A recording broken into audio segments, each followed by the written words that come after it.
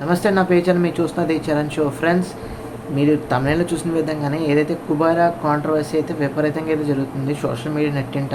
So దీని గురించి కంప్లీట్గా మాట్లాడుకునే ముందు ఫస్ట్ టైం మీరు మన ఛానల్ చూస్తున్నారు తప్పకుండా మన ఛానల్ సబ్స్క్రైబ్ చేసుకుని, ఎందుకంటే మన ఛానల్ రెగ్యులర్గా రిలేటెడ్ వీడియోస్ కానీ రివ్యూస్ కానీ అప్డేట్స్ కానీ వస్తూ ఉంటాయి. అవి మిస్ కాకుండా ఉండాలి. తప్పకుండా మన ఛానల్కి అయితే సబ్స్క్రైబ్ చేసుకుని పక్కన ఉన్న బెల్ ఐకాన్ ఆన్ చేసుకుంటే ప్రతి ఇన్ఫర్మేషన్ కూడా మీకు అయితే నోటిఫికేషన్ కూడా వస్తుంది. సో టాపిక్లోకి అయితే వచ్చేద్దాం.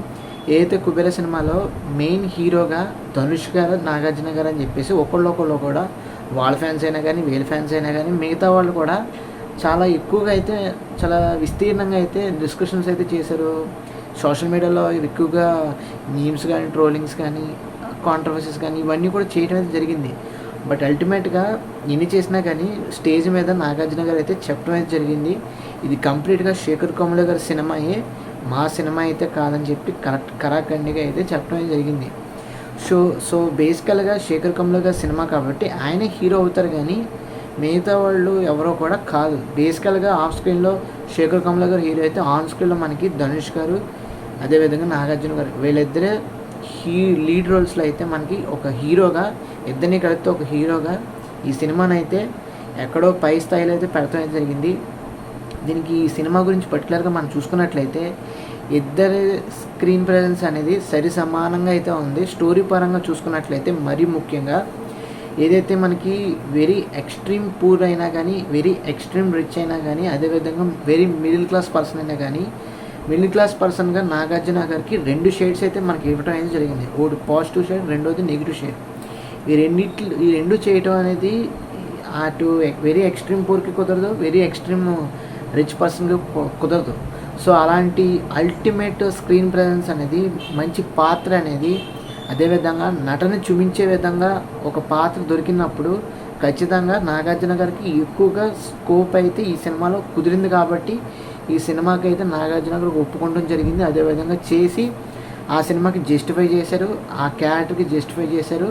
మొత్తానికి నాగార్జున గారు ప్రశంసలు అయితే అందుకున్నారు. సో దీన్ని పట్టుకొని నాగార్జున గారు మెయిన్ హీరో కాదు, ధనుష్ గారు మెయిన్ హీరో, లేదు ధనుష్ గారు మెయిన్ హీరో కాదు, నాగార్జున గారే మెయిన్ హీరో, ఇలా చాలా రకాలుగా చాలామంది మాట్లాడుకుంటూ వచ్చారు.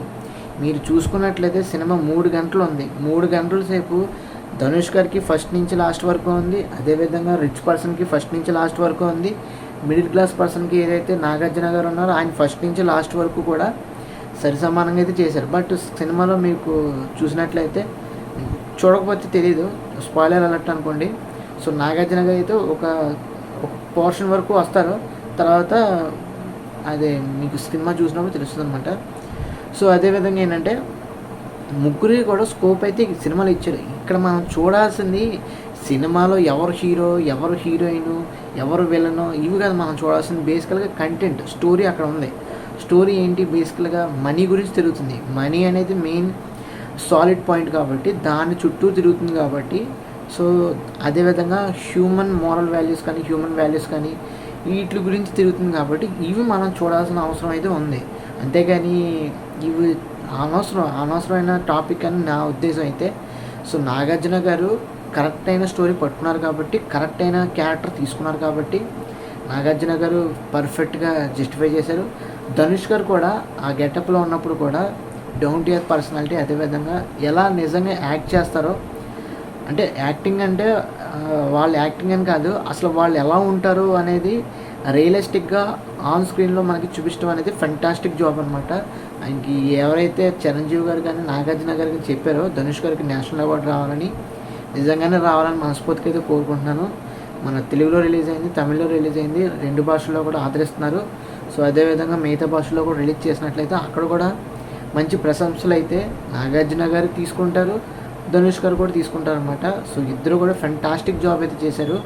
నేషనల్ అవార్డ్స్ పరంగా ఇద్దరికి వచ్చినా తప్పలేదు. సో అది నాగార్జున గారికి కూడా ఈ సినిమాలో 2 షేడ్స్ చేశారు కాబట్టి చాలా నలిగేరనే చెప్పాలి.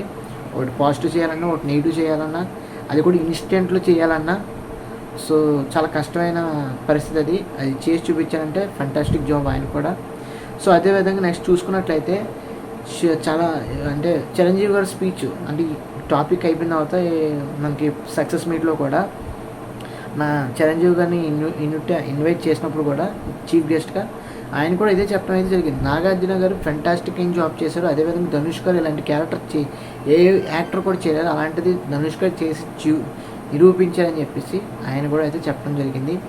ఇంకా అదేవిధంగా సినిమాలో నటించిన వాళ్ళ గురించి, టెక్నీషియన్స్ గురించి, ప్రొడ్యూసర్ గారి గురించి, అదేవిధంగా మన ఏదైతే స్టార్ ఆఫ్ ది షో కానీ లేదనుకుంటే హీరో ఆఫ్ ది షో కానీ మన శేఖర్ కమ్ముల గారు అయితే ఈ సినిమా డైరెక్టర్ గారి గురించి కూడా చాలా గొప్పగా అయితే చెప్పడం జరిగింది.